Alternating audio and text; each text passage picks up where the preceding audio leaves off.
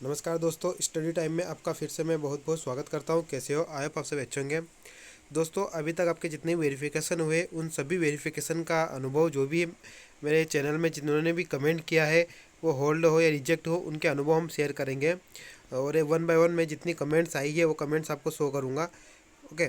उसके बाद ये जो आप देख रहे हो, ये एक पीपीटी आई थी विभाग में, और इस पीपीटी में बहुत सारे रूल्स लिखे हुए थे अभ्यर्थी आपके वेरिफिकेशन के। उसी में आपके ये नियम भी लिखे हुए थे, अभ्यर्थीता निरस्त करने के कारण भी लिखे हुए थे। ओके। हाँ, ये पीपीटी भी लास्ट ईयर की है, और आपको पता होगा कि लास्ट ईयर जो वेरिफिकेशन हुए थे उन्हीं नियमों को इस वक्त भी फॉलो किया जा रहा है ना? तो हम देख लेते वन बाय वन किन कारणों से निरस्त किया जा रहा है, और उसके बाद कैंडिडेट्स के अनुभव भी हम देखेंगे। पहला कारण आयु कम होना, मतलब कि जो नोटिफिकेशन में जो आयु बताई गई थी वो आयु कम है तो भी, अगर उस आयु से आप अधिक हो तो भी, है ना, नोटिफिकेशन के नियमों के अनुसार। उसके बाद आयु संबंधित दस्तावेज प्रस्तुत नहीं करना। अगर आपने आयु संबंधित क्या मतलब अगर ने दोस्तों, अगर आपने किसी प्रकार कोई छूट ली है, जैसे ओबीसी में छूट मिलती है आयु संबंधित, एससी एसटी को छूट मिलती है, तो छूट लेने के बाद अगर आपने वो दस्तावेज प्रस्तुत नहीं किए तो बाकी परेशान होने की जरूरत नहीं है। उसके बाद न्यूनतम शैक्षणिक योग्यता नहीं होना, या फिर है तो आपने अगर ओरिजिनल डॉक्यूमेंट प्रस्तुत नहीं किए तो भी आपको निरस्त कर दिया जाएगा। उसके बाद न्यूनतम शैक्षणिक योग्यता निर्धारित प्रतिशत या श्रेणी के साथ उत्तीर्ण नहीं, जो नियम में जो प्रतिशत दिया गया है या फिर जो भी श्रेणी दी गई है नियम के अनुसार, उसके अनुसार अगर आपने उत्तीर्ण नहीं किए तो आपको तो भी निरस्त कर दिया जाएगा। उसके बाद निर्धारित प्रशिक्षण योग्यता नहीं होना, दस्तावेज प्रस्तुत नहीं करना। डीएड बीएड मांगा गया है वर्ग 1 में, अगर बीएड नहीं है या फिर उसकी मार्कशीट आपने अगर वहाँ पर प्रस्तुत नहीं की तो भी। उसके बाद शैक्षणिक योग्यता विज्ञापन तिथि के 30/12/19 तक अर्जित नहीं किए तो भी। बहुत सारे कैंडिडेट इसके कारण रिजेक्ट हो रहे हैं दोस्तों, ये भी ध्यान रखना है ना। बहुत सारे कैंडिडेट ऐसे हैं जिन्होंने 2019 के बाद में अपना क्वालिफिकेशन कंप्लीट किया, वो मुझे कमेंट भी करते हैं, लेकिन अब उसमें मैं कुछ नहीं कर सकता। ये एक रूल था, उस रूल के हिसाब से उनको रिजेक्ट किया जा रहा है। उसके बाद जो भी आपने शैक्षणिक योग्यता, व्यावसायिक योग्यता प्राप्त की है, वो एक मान्यता प्राप्त संस्था से होना। मतलब अगर अगर अगर आपने बीएड की है तो बीएड किसके द्वारा मान्यता प्राप्त होती है? एनसीटी के द्वारा। और अगर आपने ग्रेजुएशन पोस्ट ग्रेजुएशन की है तो इनको मान्यता कौन देता है? इनको यूजीसी मान्यता देती है। तो ये मान्यता आपने जिस यूनिवर्सिटी से भी किया है उस यूनिवर्सिटी को मान्यता होनी चाहिए, एनसीटी या फिर यूजीसी की। सिंपल सी बात है। उसके बाद अगर आपने किसी प्रकार का रिजर्वेशन लिया है, जैसे कि अनुसूचित जाति, जनजाति, ओबीसी, ईडब्ल्यूएस, दिव्यांग, एक्स सर्विसमैन, उन अगर इनका अगर आपने दोस्तों रिजर्वेशन लिया है, रिजर्व कैटेगरी का फ़ायदा लिया है, तो आपको इसका प्रमाण पत्र प्रस्तुत करना होगा, और वो भी सक्षम प्राधिकारिक द्वारा, जो भी अथोराइज्ड ऑफिसर है उसके द्वारा वो प्रमाणित होना चाहिए। ये सब आपको पता है, आपने बनवा लिया होगा, कोई बहुत बड़ा इशू नहीं है इसको लेकर। उसके बाद दोस्तों, अतिथि शिक्षक, कल ये कमेंट आई थी, एक अतिथि शिक्षक को शायद होल्ड कर दिया या फिर रिजेक्ट, क्योंकि उनका जो दिवस था वो 180 दिवस था, है ना। लेकिन अगर आप अतिथि से अप्लाई अगर आपने किया है तो 3 शैक्षणिक सत्र और 200 कार्य दिवस, ये प्रमाण पत्र आपके पास होना चाहिए। और एक बहुत ही इंपॉर्टेंट, इसके कारण बहुत सारे कैंडिडेट रिजेक्ट हो रहे हैं दोस्तों। अभ्यर्थी ने एक ही शैक्षणिक सत्र में 2 उपाधि अर्जित की है। बहुत ही कैंडिडेट, चाहे आपने वो 2 प्राइवेट हो या प्राइवेट रेगुलर हो, कुछ भी हो, अगर आपने एक ही सत्र में 2 उपाधि अर्जित की है तो आपको रिजेक्ट किया जा रहा है। अभी क्या है कि अभी ये मामले कोर्ट में है, तो उनको पद को अभी थोड़ा होल्ड रख सकते हैं जब तक कि कोर्ट को इस पर फैसला नहीं देता है ना। बाकी एक ये नियम देख लीजिए, इसके कारण भी बहुत सारे कैंडिडेट, 2 नियम, इन 2 नियमों के कारण बहुत ज़्यादा कैंडिडेट रिजेक्ट हो रहे हैं। एक ये है कि अभ्यर्थी द्वारा अतिथि शिक्षक का कार्य करते हुए उसी शैक्षणिक सत्र में नियमित छात्र के रूप में अन्य स्थान से उपाधि अर्जित की है। अगर आपने अतिथि पढ़ाया है और कोई रेगुलर कुछ भी किया है साथ में, तो आप रिजेक्ट हो रहे हो। हाँ, अगर आपने प्राइवेट या ओपन से कुछ किया है अतिथि के साथ तो आप एक्सेप्टेबल हो।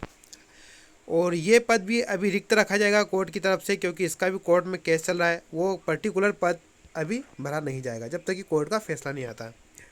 उसके बाद अन्य कारण, ये अन्य कारण का मतलब ये है दोस्तों कि सॉफ्टवेयर में एक ऑप्शन रहेगा अन्य कारण। अगर डीओ सामने वाले को रिजेक्ट कर रहा है, अगर इनमें से कोई ये कारण नहीं है तो वो अन्य कारण डीओ को लिखना पड़ेगा।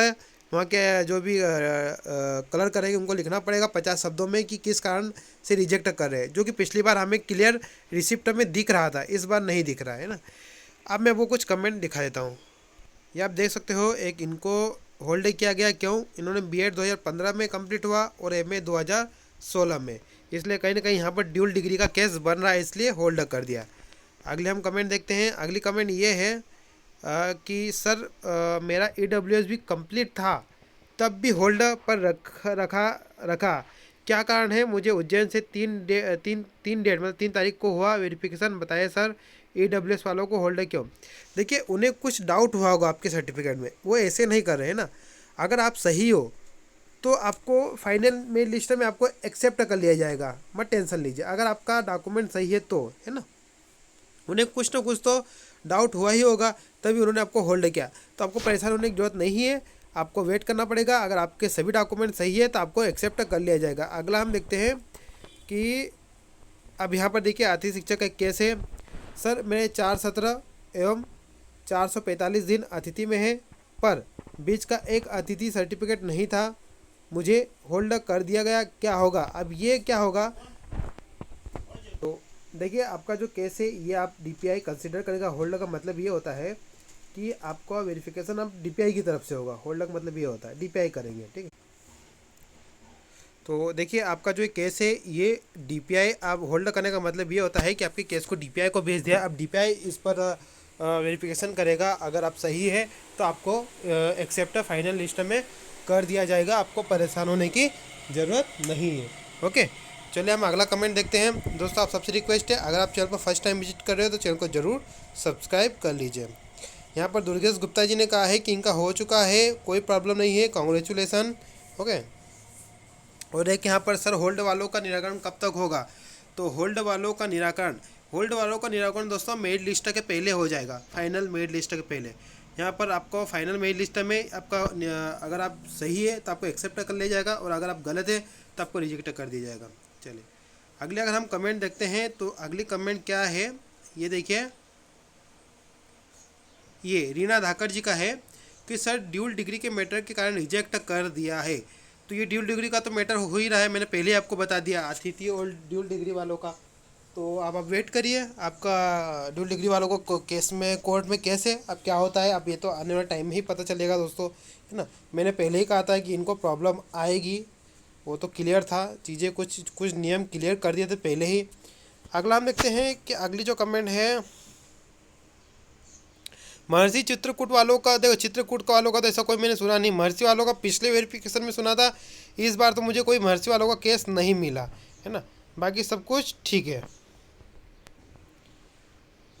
कुलदीप सिंह राव, सर मेरा डीवी सक्सेसफुल हो गया है, एमपी ऑनलाइन वाली आईडी में वेरीफाइड भी लिखा हुआ है, थैंक यू। तो कॉन्ग्रेचुलेसन सर, आपको बहुत बधाई हो। Now you are in future government teacher. तो एक बहुत अच्छी फीलिंग होती है ना, बहुत बड़ी फीलिंग है एक तरह से देखा जाए तो हम देखते हैं एक, ये देखिए, ये तीखी नॉलेज की तरफ से कमेंट किया गया कि सर प्राइवेट एमए थी और आती थी, मुझे होल्ड कर दिया, कोई उपाय? तो आपको एक्सेप्ट कर लिया जाएगा, क्योंकि ये प्राइवेट आप कर सकते हो अतिथि के साथ, नो इशू। तो दोस्तों, ये कुछ कमेंट्स थी, मैंने आपके साथ शेयर किया। आप देखिए किन किन को होल्ड किया गया, आप समझ चुके होंगे। अच्छा, अगर मैं कुछ आपको एडवाइस देना चाहता हूँ, अगर महिलाओं के लिए स्पेशल, अगर आपका सरनेम चेंज हुआ है तो आप अपने साथ मेरिट सर्टिफिकेट रख लें, है ना। इस ऐसा सेफ्टी अगर वो आपसे मांगते हैं तो उन्हें बता दीजिए। ऐसा सेफ्टी बता रहा हूँ दोस्तों, अपने आप को एक सेफ जोन में रखिए। अगर आपका सरनेम चेंज हुआ है तो आप मेरिट सर्टिफिकेट रख लीजिए और एक संतान का एफिडेविट बना लीजिए, क्योंकि मैंने जहाँ तक मुझे सुनने में आया, कहीं कहीं सेंटर पर इसकी मांग की गई, सभी सेंटर पर नहीं की गई, कहीं कहीं पर। तो एक ऐसा सेफ्टी आप अपने आप को सिक्योर रखिए, मेरा ये कहने का मतलब है ना। क्योंकि ये आपका लाइफ चेंजिंग पॉइंट है, तो यहाँ पर थोड़ी बहुत हम अगर थोड़ा बहुत खुद भी सिक्योरिटी रख ले, है ना। और दूसरी बात, डॉक्यूमेंट सभी रख के ले जाओ फाइल में, मेरी बात मानो तो। अगर वो आपसे मांगते हैं तो उन्हें दिखा दो, क्योंकि मैंने देखा है कि कहीं कहीं पर ग्रेजुएशन भी लग रहा है, तो ग्रेजुएशन की भी रख लिया आप। ओके, तो चलो दोस्तों, मिलते हैं नेक्स्ट वीडियो में। जो कुछ भी था मैंने शेयर कर दिया, बाकी और क्या होता है अनुभव तो हम शेयर करते रहेंगे आपको। आप सबसे रिक्वेस्ट है, अगर आप चैनल पर फर्स्ट टाइम आया तो चैनल को जरूर सब्सक्राइब कर लीजिए। तब तक के लिए जय हिंद, जय भारत।